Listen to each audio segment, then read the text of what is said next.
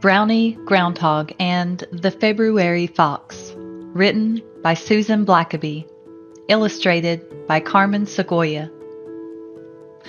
On the second day of February, a groundhog named Brownie woke up. She shimmied up the passageway of her cozy den and shoved aside the fluff of snow blocking her door. The air smelled sweet and cold. When she stood up, her shadow stretched across the frosted field. "I was afraid of that," said Brownie. "Shadows mean more winter, and more winter means waiting. Wait, wait, wait." Brownie stomped her foot. Phooey. A small, scrawny fox heard Brownie grousing. His ears twitched.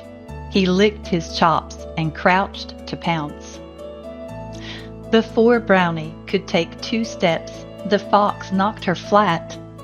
Brownie's basket went flying as they tumbled into a snowbank. The fox panted and puffed. "Hold still," he said. "I'm trying to eat you for breakfast." "Don't be silly," said Brownie, wiggling free. "You're too late for breakfast." "Really?" The fox frowned. "What about lunch?" "Too early," said Brownie. "You'll just have to wait." "I hate waiting," said the fox. "I know what you mean," said Brownie. Brownie picked up her basket and crunched across the clearing, leaving tracks in the snow. The fox scampered along beside her. "I don't suppose you've noticed any signs of spring," said Brownie. The fox's tummy grumbled. "You," he said. "Besides me," said Brownie. "Then no," said the fox. Brownie listened for tweets and twitters, but didn't hear any. She looked for shoots and sprigs, but didn't see any. "Fiddle," said Brownie. "Not a single smidge of spring." When they came to the pond, Brownie stopped to listen. "Not a clink or a crackle," she said. "This icy ice is frozen solid." Brownie sat down under a tree and scowled. "Drat," she grumped. 6 weeks to wait and nothing to do." "Lunch," suggested the fox. His little claws looked sharp. Brownie scooted out of reach.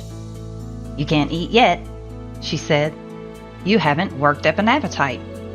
"I feel appetitey," said the fox. "Well, you aren't," said Brownie. "Why don't you clear the snow off the pond? That might do the trick." The fox stepped onto the pond.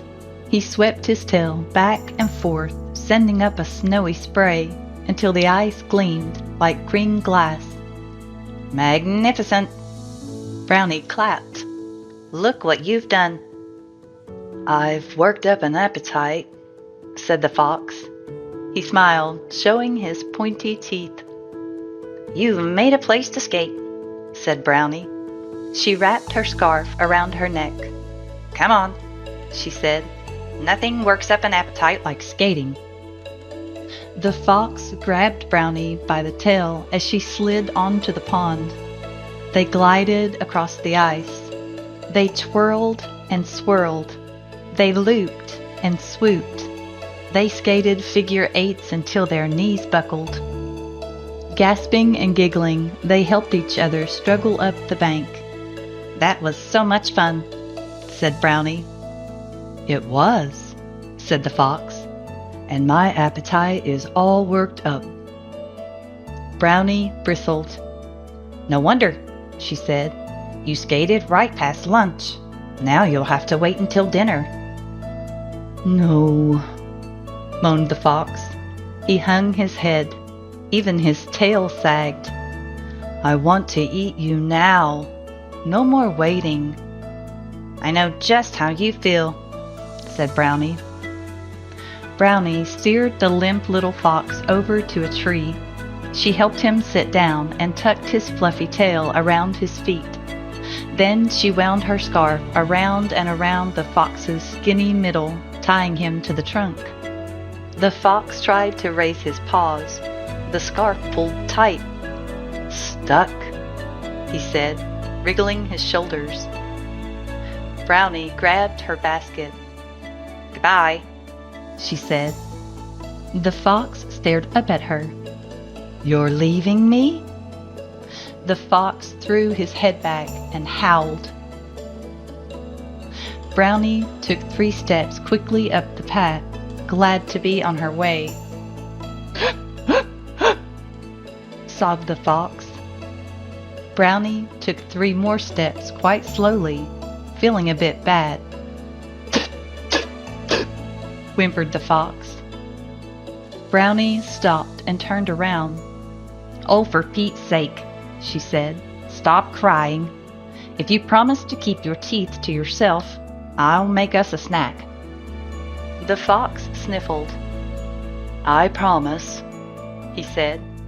"What are we having?" Brownie sat down and pulled a thermos out of her basket. "Cocoa," she said. "Perfect for dunking cinnamon toast." "Will I like it?" asked the fox.